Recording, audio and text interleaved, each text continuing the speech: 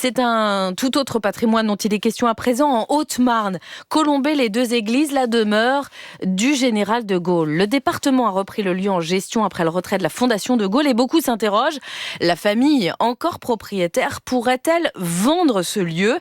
L'Élysée s'inquiète visiblement de son avenir parce qu'il faut qu'elle reste la maison de tous les Français, juge Emmanuel Macron. C'est le reportage sur place d'Arthur Ebencuisse. Une fois les portes de la maison passées, les visiteurs comme Fabienne sont frappés par l'univers du général de Gaulle. Je trouve que c'est paisible. Je pense que c'est ce que recherchait le général de Gaulle. C'est très rangé, très ordonné, comme il était, je pense. Mais aujourd'hui, ce monument historique pourrait échapper au patrimoine culturel français. Et ça, les visiteurs ne veulent pas en entendre parler. Je vois pas quel gouvernement qui oserait laisser partir un bâtiment comme ça. C'est comme si on vendait le château de Versailles à je sais pas qui, moi, c'est pareil. En conflit avec la famille, la Fondation de Gaulle s'est retirée de sa gestion.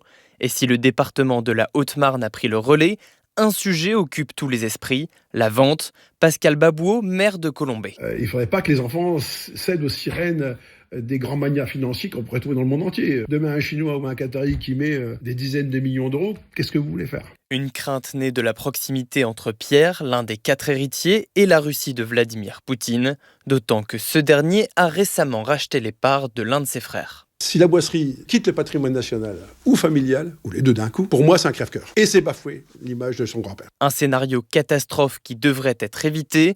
Hier, la Commission nationale du patrimoine et de l'architecture a émis un avis favorable concernant le classement de la maison au monument historique, de quoi permettre à l'État de préempter le bien en cas de vente. Reportage signé Arthur Ebencuisse.